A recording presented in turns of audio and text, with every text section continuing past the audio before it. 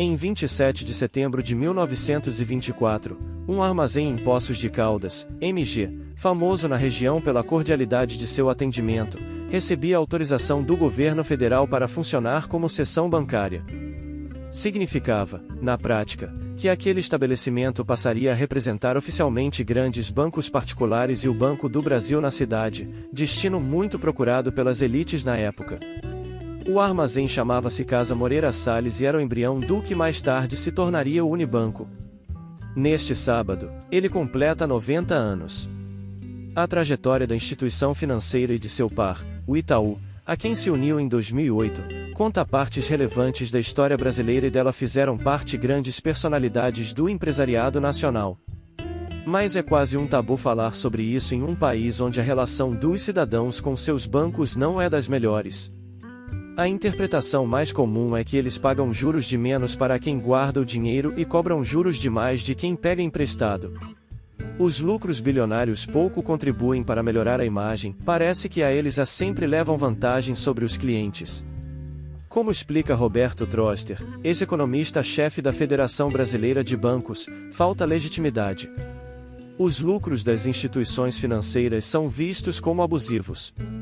Não são os maiores lucros, nem a maior rentabilidade, mas a sociedade percebe que a contribuição dos bancos é fraca, diz. Não há como ignorar, porém, o que se tornou o maior banco privado do país e da América Latina em valor de mercado. Em 9 décadas, o Unibanco e o Itaú cresceram, mudaram algumas vezes de nome, fizeram fusões, aquisições, viveram o milagre econômico, a hiperinflação e o boom da classe média. Além disso, deixaram nomes importantes na história. A terceira geração das famílias fundadoras dos dois bancos, inclusive, permanece no poder. São os últimos, além do Safra, da mais tradicional escola bancária brasileira. Nesse sentido, o que há de melhor em termos de banqueiros, afirma Troster. Aquele banqueiro empreendedor, que tinha ambição, que construía o banco, pensava para frente, não existe mais. Pessoas da família Setúbal Vilela e Moreira Salles foram revolucionárias na sua época. Empreendedorismo. No caso do Unibanco, a empresa começa com o mineiro João Moreira Salles, avô de Pedro, atual presidente do Conselho de Administração do Itaú Unibanco. É ele quem comanda o armazém e, mais tarde, o Banco Moreira Salles, criado a partir da fusão com outras duas instituições bancárias em 1940. A história do Itaú tem início em São Paulo, por iniciativa de Alfredo Egidio de Souza Aranha, que funda o Banco Central de Crédito em 1943. O nome Itaú só seria incorporado mais de 20 anos depois, com a aquisição do Banco Mineiro de mesmo nome. João e Alfredo tiveram um papel fundamental na história de suas empresas. Mas a segunda geração não deixou a desejar em termos de empreendedorismo. De um lado, Walter Moreira Salles. Do outro, Olavo Setúbal. O primeiro assumiu a casa bancária ao lado do pai ainda jovem. Já com 21 anos, ele apostava no potencial do negócio e sua veia diplomática. Mais tarde ele seria embaixador, permitiu concretizar vários acordos, especialmente nos anos iniciais. Além de sua atuação no banco e na política, ele também participou de outros empreendimentos nos setores de energia, metalurgia e celulose. O segundo era sobrinho de Alfredo Egidio e não entrou de cara na empresa da família.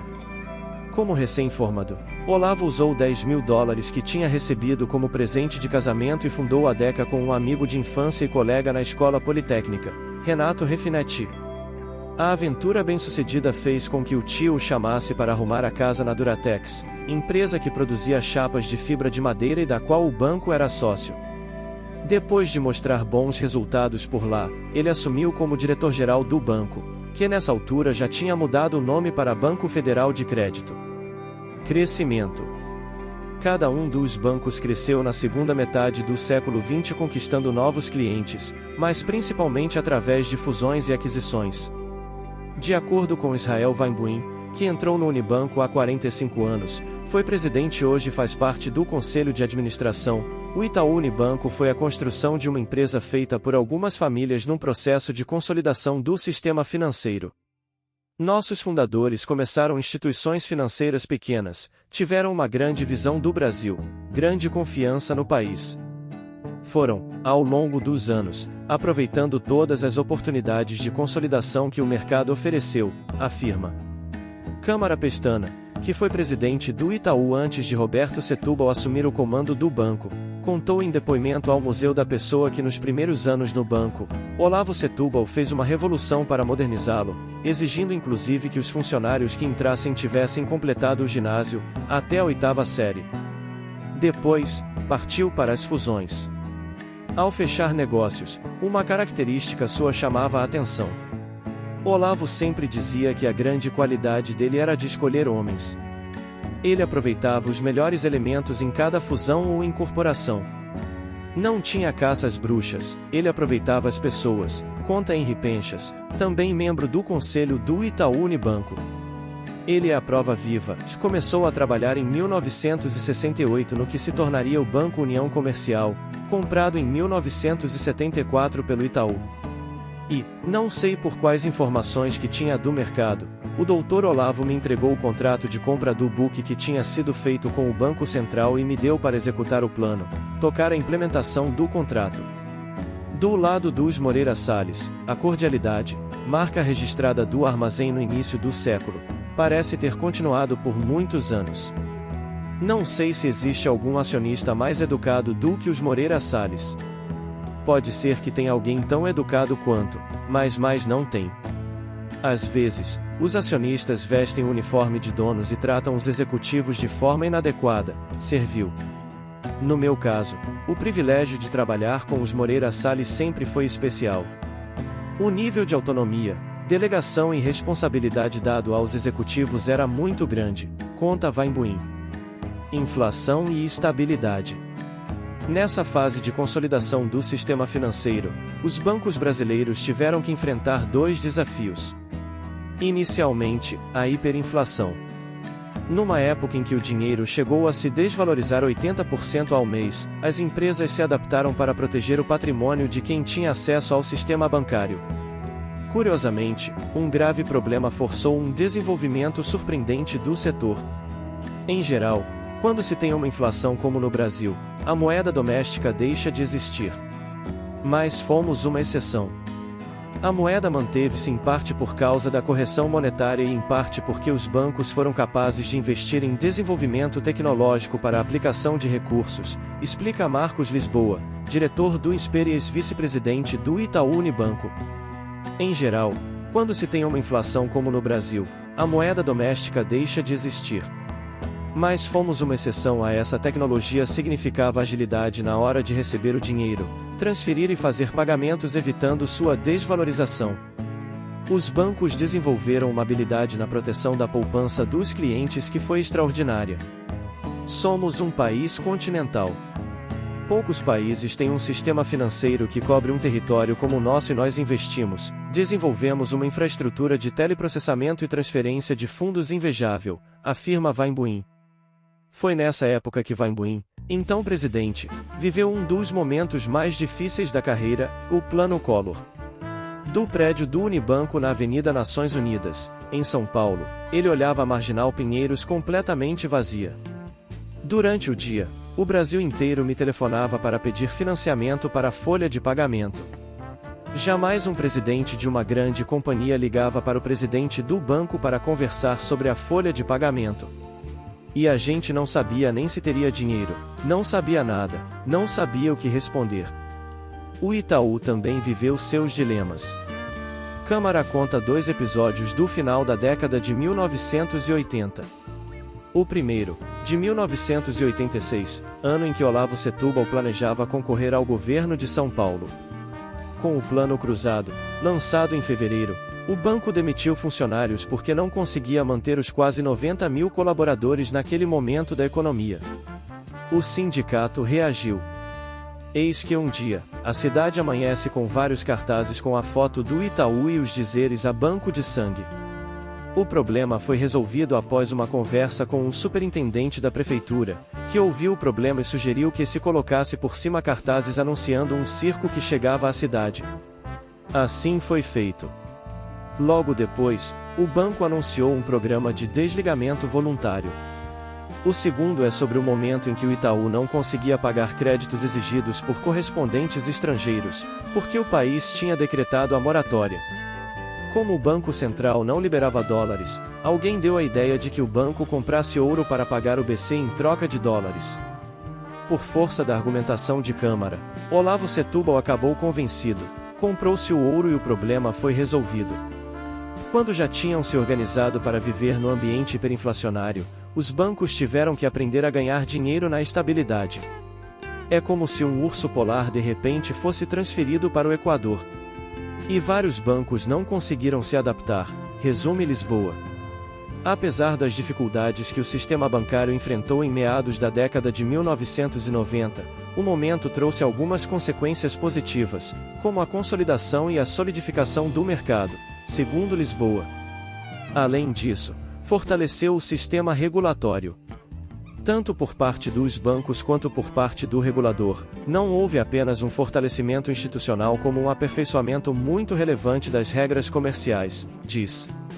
Para Fernão Brasher, fundador do BBA, que foi comprado pelo Itaú em 2002, o sistema bancário brasileiro tem a aventura de ter colhido boas medidas de saneamento tomadas no passado, de sorte que, pode-se dizer que é um sistema sadio, eficiente e confiável, características que se estenderiam ao Itaú Unibanco. Foi também nessa época que grandes bancos estatais foram privatizados. Do ponto de vista de quem comprava, o negócio não era exatamente tranquilo. Apesar de adquirir agências e a carteira de clientes, eram bancos que não estavam saudáveis do ponto de vista financeiro. Penchas, do Itaú, era então responsável pela área de fusões e aquisições. A investida mais arriscada, segundo ele, foi a compra do Banerj, o primeiro banco estatal leiloado. Imagina os riscos de ter greve no dia seguinte, movimentos políticos fortes contra a gente. Depois, acabou participando da compra de outros estatais, como o Benj. Ele também envolveu-se na compra de dois bancos relevantes na história do Itaú, o Banco Francês Brasileiro, de quem herdou a marca Personnalité, e o BBA, que já era uma instituição sólida e consolidada no segmento de atacado. Do lado do Unibanco, concretiza-se a compra, em 1995, do Banco Nacional, da família Magalhães Pinto. As conversas começaram mais de um ano antes e partiram do princípio que os dois bancos estavam com boa saúde financeira. O Nacional já estava em situação delicada desde o Plano Cruzado e no ano da compra que ele sofreu a intervenção do Banco Central. Como as conversas já estavam avançadas, Pedro Moreira Salles continuou a negociação e o Unibanco acabou ficando com os ativos após a quebra. A operação o colocou entre os três maiores do país. Fusão. Porém, mesmo tendo incorporado tantas instituições, cada um dos bancos manteve uma imagem muito particular. O Itaú era conhecido como o Banco dos Engenheiros e dos Processos. O Unibanco era dos economistas e se destacava por seu foco nos clientes e maior flexibilidade. Mas isso não foi impedimento para a fusão em 2008. Pelo contrário. Nos anos 2000, os dois bancos estavam convergindo. O Unibanco querendo mais processos e controle sem perder as vantagens da flexibilidade e o Itaú se movendo para ser menos rígido e flexível na gestão de pessoas. A fusão acelerou esse processo. Ambos vinham de origens distintas e se dirigiam para o mesmo centro, afirma Lisboa. O curioso é que a história poderia ter sido completamente diferente. Em 1972, o Unibanco e o Bradesco anunciaram que fariam uma fusão. O negócio nunca se concretizou, acredita-se porque foi impossível conciliar as culturas. Apesar das diferentes vocações do Itaú e do Unibanco, segundo Penchas, a formação do pessoal era muito semelhante. Era mais fácil do ponto de vista sociocultural fazer essa operação. Outro fato curioso é que a união de 2008 poderia ter acontecido 10 anos antes. Quando surgiu a oportunidade de privatização do Banespa, lembro de ter ido conversar com Israel Weinbuin, porque a gente não fazia juntos a aquisição do Banespa. Eu achava que o risco para alguém sozinho era muito grande e que em dois a gente poderia tirar muita sinergia disso.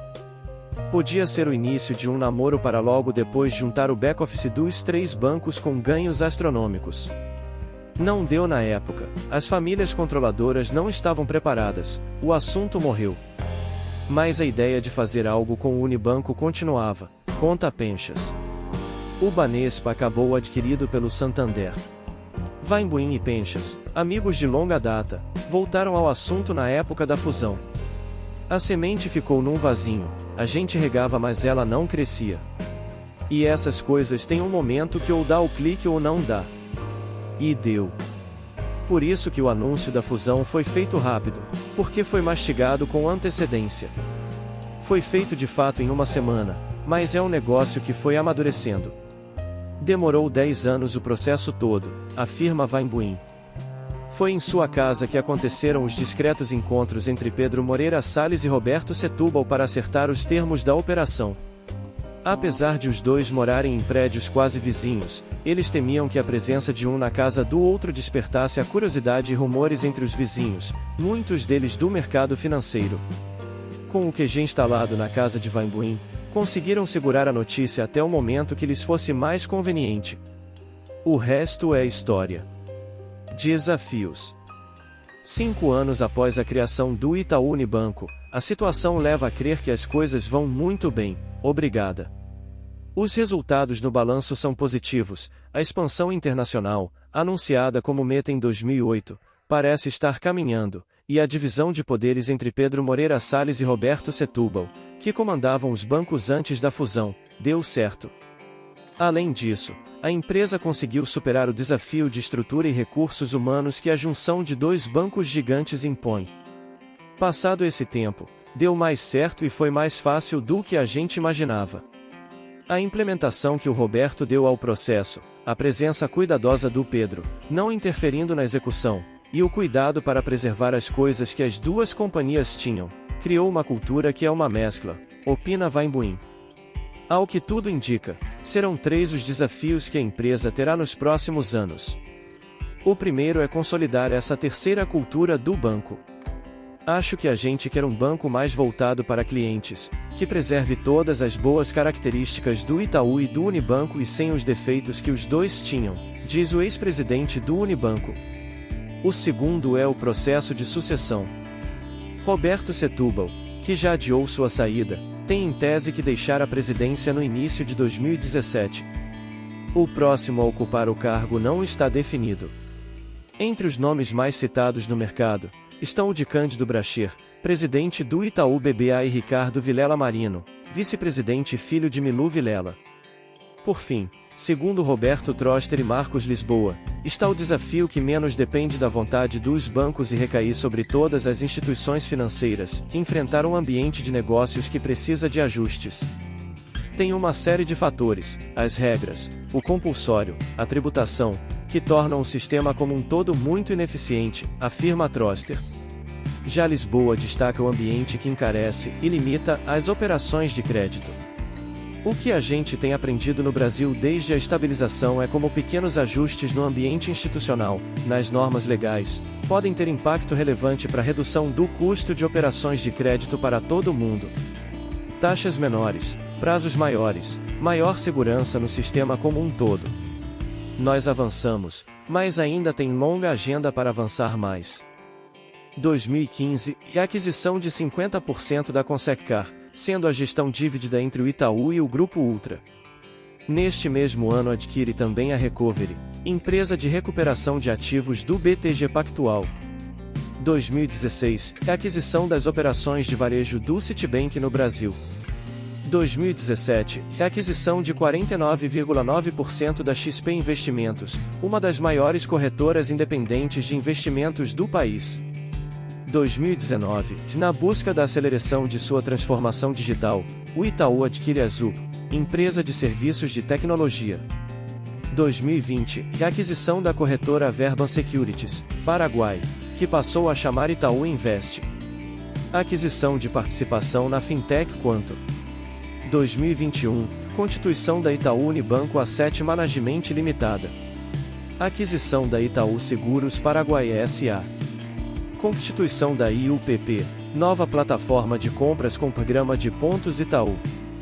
Reorganização societária da participação do conglomerado Itaú no capital da XP Inc. Para construir uma economia global com emissões líquidas zero de gases de efeito estufa, o Itaú aderiu ao compromisso Net Zero até 2050. Aumento de sua participação total de 55,96% para 65,63% de capital do Itaú Corp Banca. 2022, aquisição da Ideal Holding Financeira S.A. Constituição de parceria estratégica com a Tokyo Station S.A. Participação estratégica na Avenue. Cisão parcial do Banco Itaú Card S.A. Aquisição de participação no capital social da XP Inc. Aquisição da Orbia. Aumento de participação no Itaú Corpanca. Alienação de participação na XP. 2023, criação da IGA, Itaú Gestão de Ativos.